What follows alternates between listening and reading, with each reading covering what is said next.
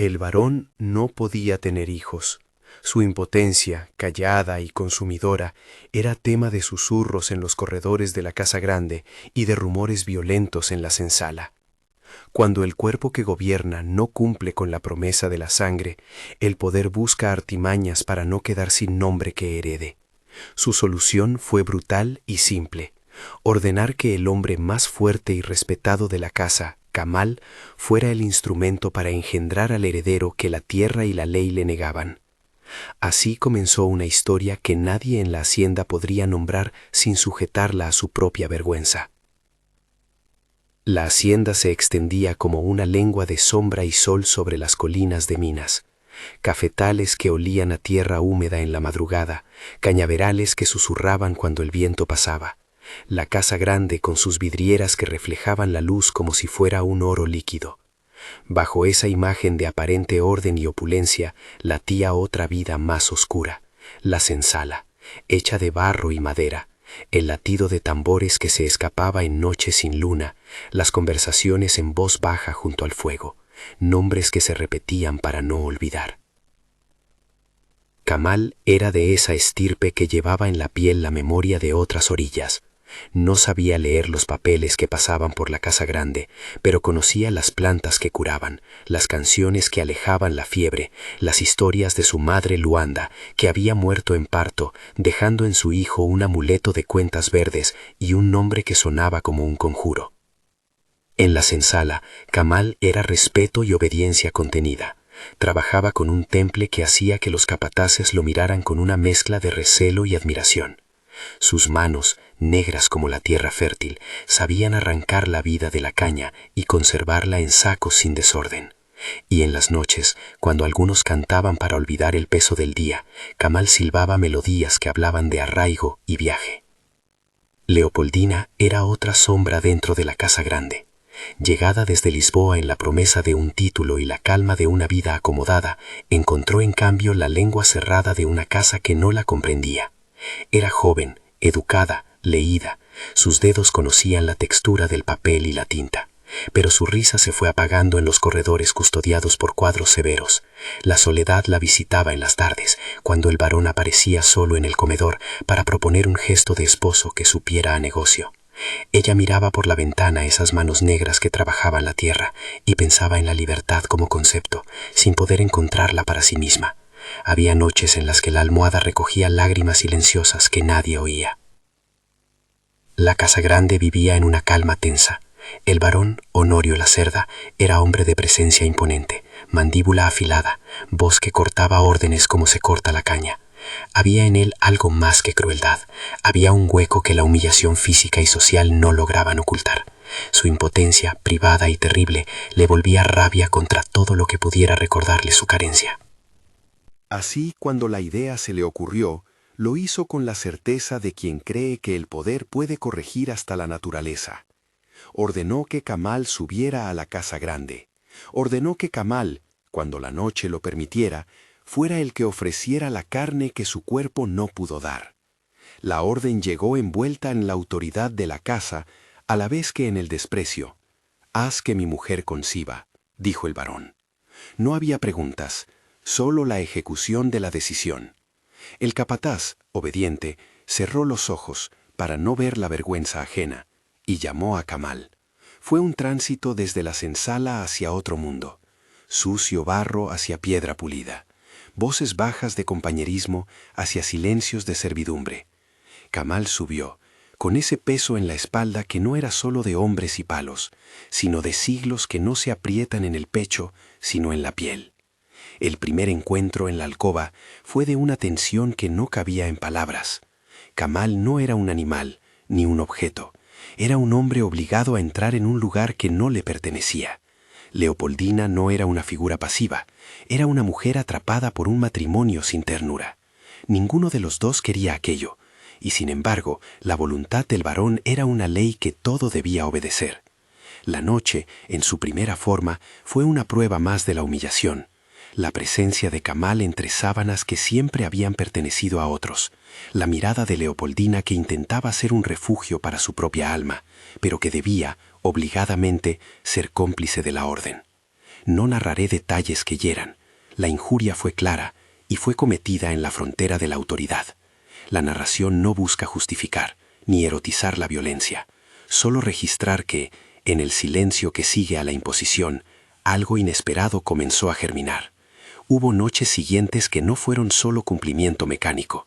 Hubo conversaciones robadas en la penumbra, lecturas con la luz de una vela que se resistía a morir, una palabra que abría otra, y con las palabras, ventanas antiguas que nadie había pensado en abrir en esa casa. Leopoldina, con voz temblorosa, pidió a Kamal que le enseñara las historias que su gente contaba. Él, que había heredado de Luanda el don para narrar, habló de ríos, de islas que nunca caminó, de una madre que murió cantando. Ella, a cambio, le puso en la mano un papel con letras que significaban mundos desconocidos. «Esto se llama leer», dijo. Así, la lectura y la memoria se hicieron puente. Él le habló de curas y plantas. Ella le cedió la posibilidad de nombrar lo que hasta entonces solo había sido deber. No era su misión, era un diálogo entre dos cuerpos que la misma imposición había empujado a buscar humanidad. Estas noches no borraron la violencia inicial. Nadie podía pedir tal cosa, pero sí posibilitaron que la relación tomara matices que la distanciaran de la pura humillación. Lo que comenzó como una orden fue paulatinamente transformándose en algo que los nombres oficiales no podrían describir, un cuidado respetuoso, una protección silenciosa. En la penumbra, las manos de Kamal dejaron de ser solo herramientas de trabajo para convertirse en presencia que secaba lágrimas y en dedos que aprendían a leer. Leopoldina descubrió en sus palabras una honestidad que el varón no conocía. Empezó a confiar, a hablar de sus angustias, de la falta de calor que en la casa grande se llamaba decoro. Fue así que, con el paso de los meses, terminó por abrir el corazón a una ternura que no había buscado y que, sin embargo, le enseñó a respirar de otro modo. El pueblo y la casa grande tardaron en notar lo que escondía el vientre de Leopoldina. En la casa, alimentada por rumores, la fachada de normalidad se sostuvo lo más que pudo. Para el varón, la noticia era un alivio, por fin alguna señal que justificara su plan. Celebró como quien firma un tratado con la naturaleza. Pero la simplicidad de su alegría se fracturó cuando la niña nació morena, con los labios llenos de una dignidad que ni la casa grande ni la senzala podían negar. La presencia de la niña era una evidencia que no admitía mentiras. La noche del parto fue una tormenta literal y simbólica. La lluvia golpeaba los cristales, mientras adentro el llanto de la recién nacida se mezclaba con los rezos que una partera murmuraba en voz baja. Kamal, vigilando desde la penumbra, sintió en su pecho un nudo que no era solo de tristeza, ni solo de alegría. Era la certeza de que algo de su sangre, de su música, quedaba ahora en la casa grande. Leopoldina sostuvo a la niña contra su pecho y lloró. La criatura respiraba como si conociera de antemano ambos mundos. Cuando la verdad llegó a los oídos del varón, la razón de su rabia fue ajena a la paternidad. Se sintió traicionado por la evidencia de su propia impotencia expuesta. Su primera reacción fue violencia, gobernada por la lógica del amo. Castigar al más cercano, eliminar la prueba. Hubo amenazas que sonaron como sentencias. Hubo voces que exigían que todo volviera a su lugar.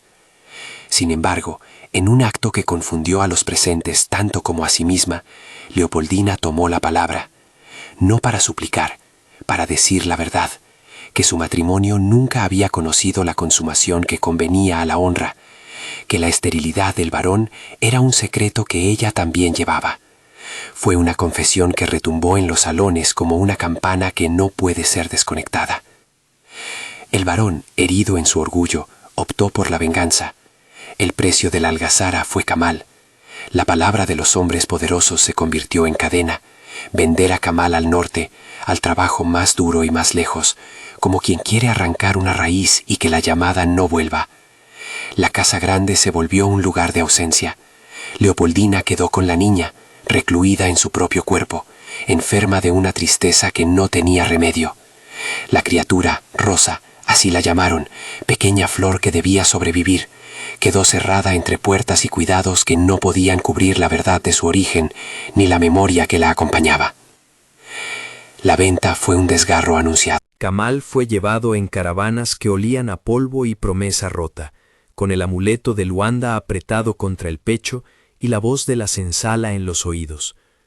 Los días en el norte fueron de trabajo que no pedía tregua. El sol parecía más duro, la lengua de la gente era otra, pero la resistencia no se abandonó. En las noches, Kamal recordaba las lecturas, las voces, la forma en que Leopoldina enseñaba con paciencia. Recordaba el llanto de Rosa en la noche de lluvia y enseñaba a sí mismo que la memoria es también un modo de salvarse. Pasaron los años como si fueran estaciones que no preguntan por las ganas de uno. Kamal supo del mundo por retazos, noticias que llegaban desde plantaciones vecinas, rumores de la muerte del varón, la venta de tierras que dejaban viejas estructuras vacías. Con el tiempo, la idea de la fuga no fue ya una quimera, sino un plan. No se trataba solo de volver, se trataba de recobrar una dignidad que la Casa Grande le había intentado arrebatar. Fue un escape pensado en pequeñas partes, hecho de alianzas silenciosas y de rutas de noche. Kamal desapareció de la vista de sus captores como quien renace en otra forma. La travesía de regreso a Minas fue un retorno cargado de fantasmas. Las colinas le parecían distintas, la Casa Grande más pequeña, los cañaverales como recordar algo que no se puede tocar. Llegó a la hacienda cuando las historias se habían transformado en rumor. Leopoldina había muerto, dicen que de pena. Rosa había sido llevada a un convento donde las monjas cuidarían de su educación y la registrarían bajo otro nombre. Kamal encontró la casa desierta de lo que pudo haber sido, con muebles cubiertos por sábanas y cuadros polvorientos. No entró al templo de su pasado con la intención de reclamar nada. Llegó con el cuerpo de un hombre marcado por años y la mente llena de la certeza de que la vida que él y Leopoldina habían contribuido a sembrar ya tenía su propia dirección. La escena final con Rosa no fue un enfrentamiento, sino una contemplación. Lo vio por primera vez en el jardín del convento, cuando la joven ya no era niña, y la tarde dibujaba sombras largas. Rosa, de pelo rizado recogido, caminaba con la compostura de quien ha sido educada para ocupar un lugar distinto del que su origen podría sugerir.